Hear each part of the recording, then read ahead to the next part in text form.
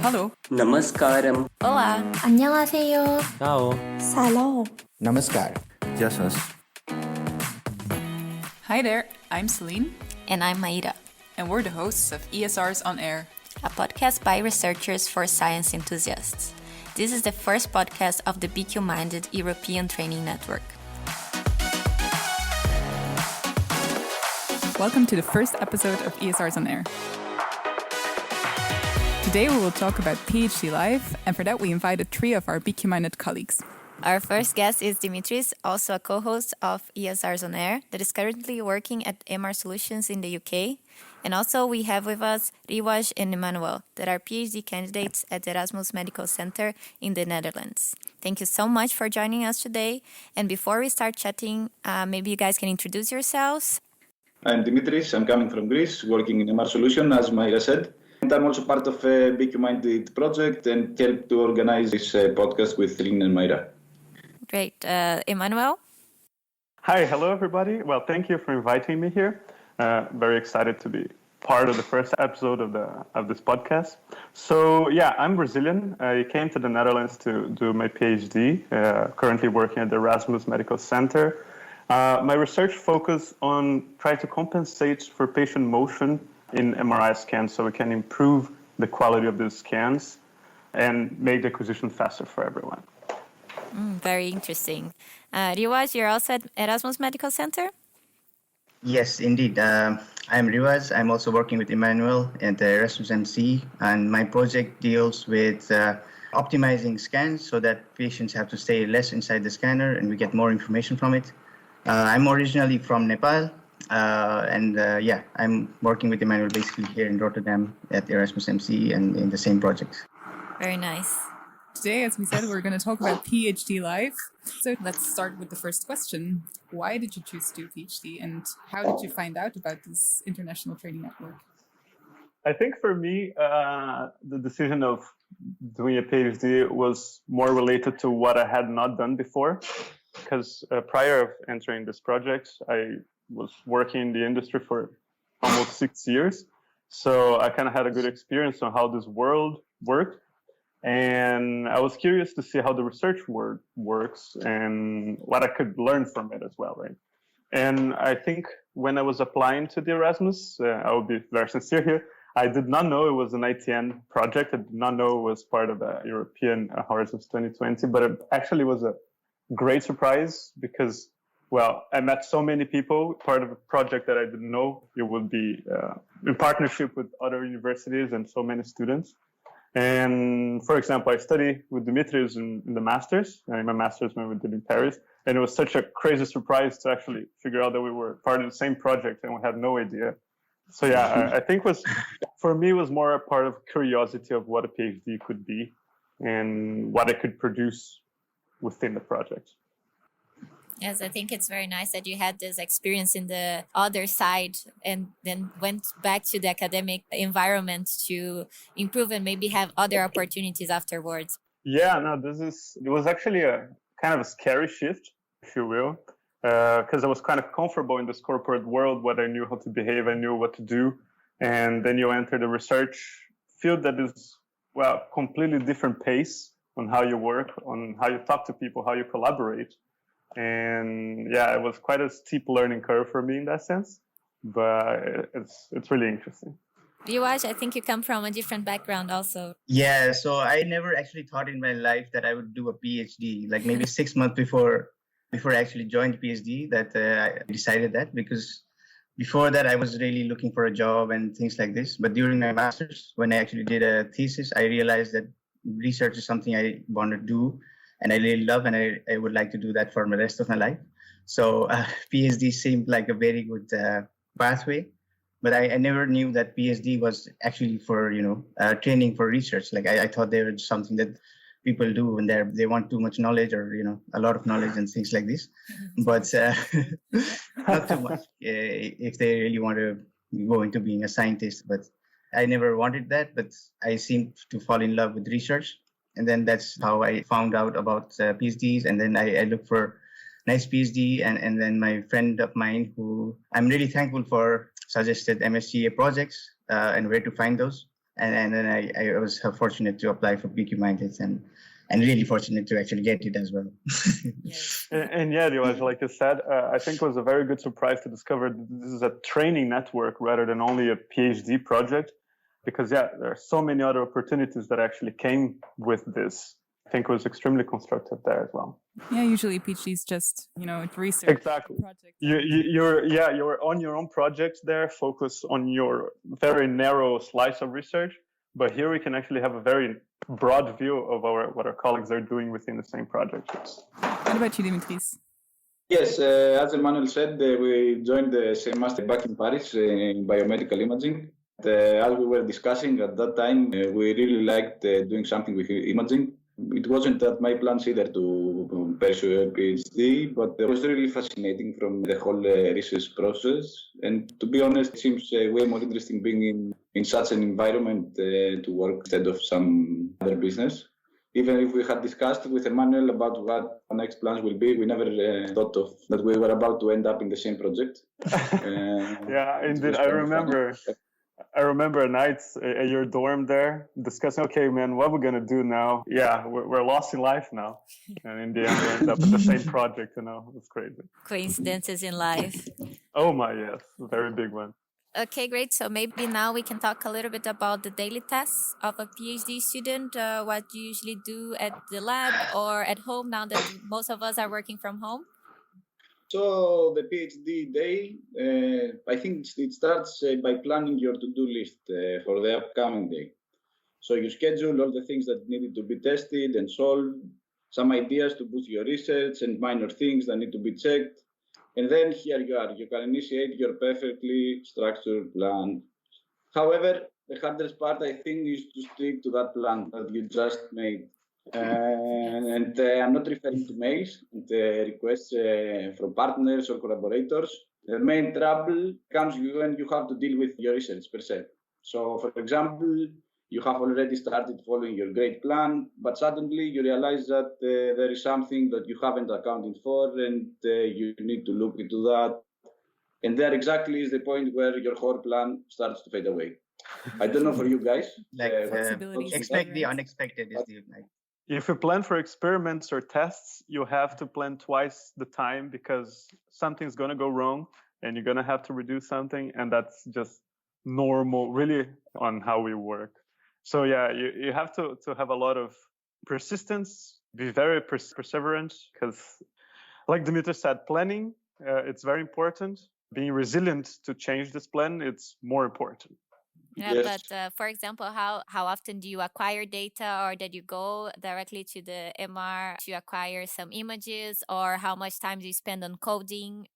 Yeah, I think within the BQ Minded, we have all types of work, right? There are a lot of people that are working much more with the machines directly, where there are people like me that have really rare contacts with the MR machines, but are basically 90% of their time coding.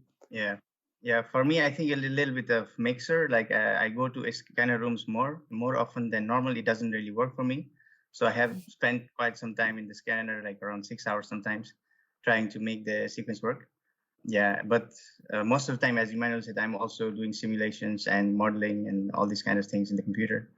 Yeah.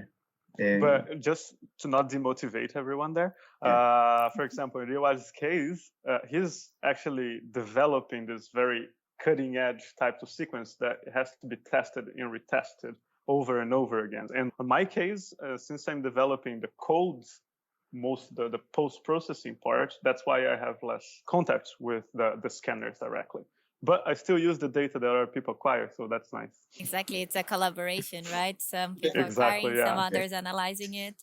Yeah, so for Celine, she is working with sequence testing and has to go on weekends and some days in the evening to acquire some knee scans. Yeah, so I work on clinical scanners, so obviously you cannot pop up at the clinic and start scanning whenever you want. You need to respect the opening times for research. Yeah, but it's fun. It's cool to like put people at 10 o'clock in the evening in the scanner and then start going crazy. Yes.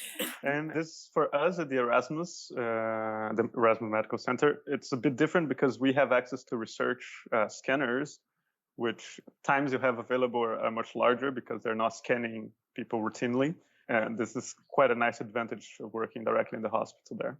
That's indeed something that it's very lucky for some of the BQ-minded members, because I think that for MR Solutions, for Dimitris, is also the same. Yes, because we have the company scanners that we can use. However, in my case, also you have to book the scanner because there are other researchers using it. And yes, and for me, the schedule started when I was trying to write the sequence. I was working more with the scanner, but the last year, since I'm working on the reconstruction of this kind of sequence, I don't have so much contact with the scanner anymore, so I'm not scanning that often. I'm trying to reconstruct the data in a post-processing stage. So for now, yes, I can say that more coding than being in contact with the scanner. But also, I think it's important to show that, well, it's not only coding and scanning that we do, right? There's a lot of talking to colleagues to try to help or get help. There's a lot of interaction with supervisors, not only our supervisors directly, but supervisors from our colleagues that might be searching for collaborations or ways to do different things. So there's a lot of personal interaction there as well. Yeah, also we are also supervising master students, Emmanuel, and I'm also doing that. We actually spend a lot of time writing as well. Like we don't really notice that now, but we spend quite a lot of time writing, communicating, preparing posters, reviewing, presentations. A big part of the PhD is also to participate in conferences and submit papers. So this part that you mentioned about writing becomes larger and larger the further that we go in the PhD life, right? Now in the third year that we are, it's a little bit more frequent for us. Yeah.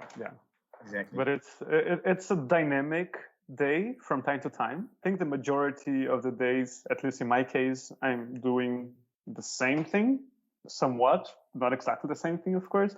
That's why I said at the beginning, you have to be persistent, because there's a lot of repetition, a lot of try and try again. So your days kind of blend together, but at some point, something new happens and you get all excited. That's why I'm doing the PhD, right? For these small moments there. Yeah. Indeed, like I remember a conversation I had with my supervisor, and I said, like, it's like I'm in that movie Groundhog Day, where I was stuck in one bug for a week or two. I keep living the same day, like trying a bunch of things, failing, and then doing the same thing in the morning again. Yes.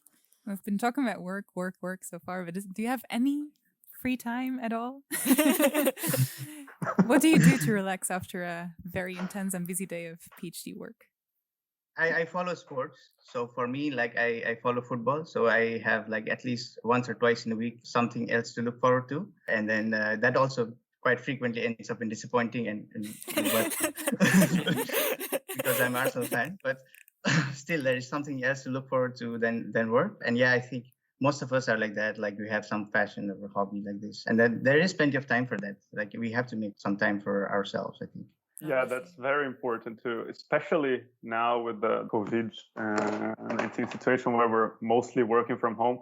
The separation between when work stops and life begins, if you can say that, it's very blurry because, well, you're there sitting on your desk 5 p.m. and you look like, okay, what am I going to do right now? I'm just going to finish this a little bit here, and then you work until 8 p.m. And this is really hard to balance just two parts of life. When we were working at the hospital, it was much easier to do this, to really disconnect from work and go back to your apartment or do something else. But I think we are all kind of suffering a little bit from this, especially because it was winter, right? So there's nothing to do outside. Exactly. I think I did a lot of binge watching. So yeah, oh my. Yeah. You've also been quite a creative, busy bee, I think. Yes, I started some hobbies that are more artistic during this time that we had create other things to do at home. So doing ceramics and painting was something that really released my mind from it. And I even did some painting or something inspired in BQ-minded, which is also a nice way to combine both. But it's extremely necessary. And I think that I was able to do more sports and do more outside activities before. And that's what I miss. And hopefully now with summer again, we can do more activities outside if Belgian weather allows, right? That's something to pray for, right? Yes. Here in the Netherlands is the same. Yes. Okay, so we've been doing this for a while, like 3 years now. I can't believe it's already been 3 years. Do you feel like you've grown as a researcher and also personally? Hard to Oh my, yes, understand. yes, yes. Think of all- It's a convoluted question in that sense because 3 years, I did not imagine it would be that steep learning curve. But it's really impressive to look back at the first year and the questions we had to ourselves and to our supervisors, how they evolved and how we're actually right now, we're able actually to transmit some of this knowledge, which I think is somewhat a cornerstone of becoming a researcher. Almost more important than creating knowledge is to transmit this knowledge. I think this is one very important point that I grew during these 3 years. Yeah, for me as well. Like I started without knowing much about MRI to knowing quite a lot, and in the journeys, like I had a lot of failures, self-doubt, rejections, and to go through all this also developed me, I think, emotionally to handle different kind of situations. But it's not just the technical part that I've improved, like knowing about MRI, but also as a person. Like now, I'm much more confident talking in front of people, to face disappointments in life, basically, and how to come back. Basically, that's what we do every day, right? We do some experiments, fail, Yeah. and then we know how to handle this better and better as we go on. Resilience, right? So that Yeah. comes back to it again. Perseverance, resilience. Yes. Those are the key words, Yeah. right? Yeah. Yes, no doubt. And what about the role of mentoring and support? Do you feel supported, and not necessarily by your supervisors, but say your colleagues like us here at BQ Minded? Being part of an international training network, does it really help in that sense? Yeah, I think so. When you compare this to other PhD projects, or what we have extra is additional mentors that we can have from other institutions, like going to Leeds and talking to researchers there, going to ULIC, and then interacting with other ESRs, and then also we are a group of 14, 15 people that are essentially going through similar things, and then we can talk to each other when we have some difficult moments, and then we know people who can relate. Yeah, for me, I think that's one thing that makes it very special. Like you have a bunch of people that are doing things similar, and also basically learning things that are quite similar, also going through the same experiences, and that really helps, like, to share your burden. Very And- important thing to feel supported, especially by your peers, and gladly having supervisors and project manager from our project that is always there for us. Also, I think that that's an important part of pushing forward, as we mentioned. I think a very important thing of the mentorship part of the project is that we're not only being mentored, but we actually, through this, learning how to mentor much better. Yes. I can see this with our master students. I wouldn't be able to mentor him in the first year of the PhD. I don't think so. But seeing how our supervisors react and treat us, well, do their jobs, it's really, really inspiring to try to do the same. Yeah. On how to communicate your problem that you're facing, and not only inside this community of BQ Minded, but the whole research community. You can contact people with similar topics, and that's important to learn how to spread your idea and to discuss with somebody. Indeed. Yeah, this is, I think the network, I'm not sure how it is for all networks, all different projects, but I think the BQ Minder, I think we have a very strong support to each other. Like Riwaj and Dimitri just said, this is really important. Yes, I think that that's one of the strongest points for BQ Minded in our case, is that we ended up becoming a family in which we have like this very strong connection with each other, and we end up with something very nice. And come to the topic that PhD life is something that we are enjoying and we're learning a lot. So maybe a question that can be a little bit controversial. Are you happy with the PhD life? Would you do it again? And if you do it again, is there something that you would like to do differently from the start? Silence. That's a trap question. So. I'll answer for myself. Like I said, my motivations behind doing a PhD was curiosity of how it is, how it could be. So in that sense, yeah, looking back, I don't think I would not do it. I think I would do it again. If I was more mentally prepared of what was about to happen, like you said, it's a lot of rejection that you face. So a lot of going back and forth. And well, I think most of us, we were very good students in our masters. So we're like, well, that's a good trajectory for us. So I'm going to do well. And at the beginning, really, it's a struggle. But it's so rewarding afterwards when you actually crack what you're working on, and this actually makes it very worth it. Doing another one? No, that's for me is a clear answer. No. But doing it again, yes, I believe so. Yeah, for me as well. Like I would absolutely do it again. I mean, there's a lot of stupid things that I did on the way that I wouldn't do it again, but I will not say all those things, of course. But yeah, I mean, for sure, like it has improved my research ability. That's why I joined it. So for sure, I mean, even though there were a lot of ups and downs, I am still as motivated I was in the first day. So for me, that's a good sign. Pursuing a PhD is a whole way of life. Doing PhDs, you cannot compare it with any other job. I mean, you face a lot of rejection, then you have a back and a comeback. When you manage to solve something, you move slowly at the beginning, then solve all the things very quick, but at least you get used to that and you know how to deal, at least emotionally, when you face all these difficulties. But yes, it's a great experience. Yeah, if I can say for myself, I think that what I would like to do differently is try to manage my expectations a little bit more, or maybe talk to more PhD students that are already doing it beforehand, so I can plan. I should have structured meetings with my supervisor every week or every 2 weeks, and already kind of managing this from the start. That maybe it's something that I would do differently, but I would definitely do it again. Yeah, same here. Next question. How is this PhD preparing you for your future career? Apart from the exact project that each of us is following, apart from the specific knowledge that you gain a lot of knowledge and experience dealing with many things at the time.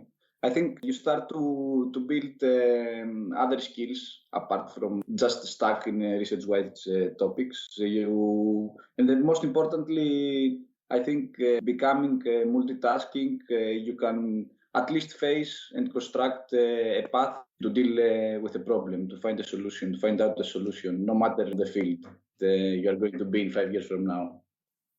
And it's interesting because I have a kind of divergent view from this, because, like I said, I had some experience in the corporate world before. And when I enter the PhD, the research field, the pace, it's completely different from how I was used before. Yeah, I agree that we have a lot of things to think at the same time, but the amount of pressure you have, at least for my case, it's much slower than how I was used to work in the corporate, which was very welcome for me. So I think linking to this, what I really learned in the PhD is indeed, well, you don't need to be turn on at 220 volts all the time to be able to produce something. And I think a very interesting aspect of having supervisors and tutors and mentors that are just there trying to help you and available to help you is really important for you to, for example, improve your writing. Because in the corporate world, this is kind of seen like most of the time you're looking for help in that sense, but you should know how to do those things. That's what you're being paid for. So that's why I said in the research world, this pressure is much lower on you, which I kind of like a lot. But you still have pressure, different pressures. Learning how to pace yourself is one very interesting thing to learn there. Yeah. One of the things you learn is basically to communicate effectively, like with your supervisor or with your colleagues. Like when you start in the PhD, you have a lot of questions and you don't know always to ask or not to ask. And then you spend a lot of time being confused. But afterwards, later you know when to ask, basically, and what to ask, and then you save a lot of time. And that's something you just learn and you develop with your colleagues, this chemistry. And then I think you get better, like when you go and meet other people or start in other environments, you are more accustomed to adapting to that environment. And then you can become a better communicator and collaborate things. So I think those things, you don't realize you are improving, but you are. It's just how it is. It's learning in the job, I suppose. Yeah. So just linking with this that you just said, I think listening skills, it's crazy how much improves. To stop, listen, formulate, and then ask, rather than listen and ask before actually knowing what you're saying, right? I think this is a very important skill that we all kind of have to learn throughout those 4 years of PhD. Yes, I think that as all of you said, it ends up being a lot of not only scientific knowledge, but also a lot of soft skills and people skills, also how to deal with people from different backgrounds and communicating this interdisciplinary environment in which we can talk with physicists and engineers and doctors, and also knowing how to communicate your science for the correct public is also very important, right? And I think that having such interdisciplinary network as our own gives us this chance to improve each of these skills, as we mentioned here. And just going back to the initial question then, where are we going to be 5 years, right? I think that's the beauty of a PhD, is that it opens up so many possibilities of what you can do after. You want to continue in the research field, great, you have a great start already.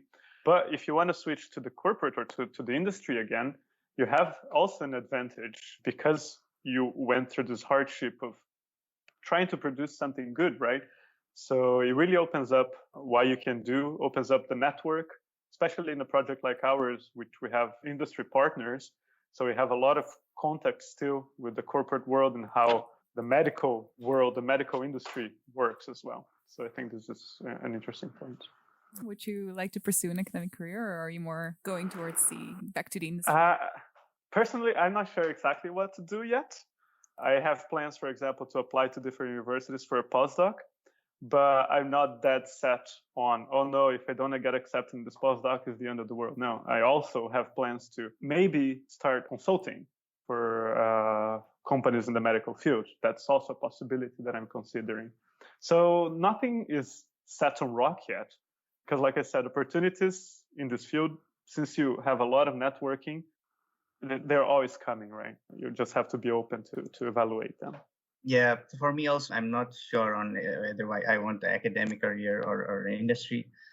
There are ups and downs for both, but I enjoy both of them. Like I have seen a little bit of academia, and I had also worked in the industry before, so I enjoy both of them. So I mean, I think for me, it depends on the time, what I find when I need to. And yeah, but PhD, yeah, like Emmanuel said, like it gives you a path that you can be anywhere in the world. Like for example, next year after my PhD contract ends, I could be anywhere in the world, like doing some other project somewhere and working on the same thing, right? Or yeah, maybe a little different. Mm-hmm. I no idea.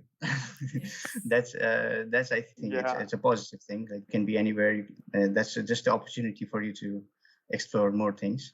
That links well to what Maira was saying, that because this project is an international collaboration, it strengthens this feeling even more that, well, we don't really have borders, right?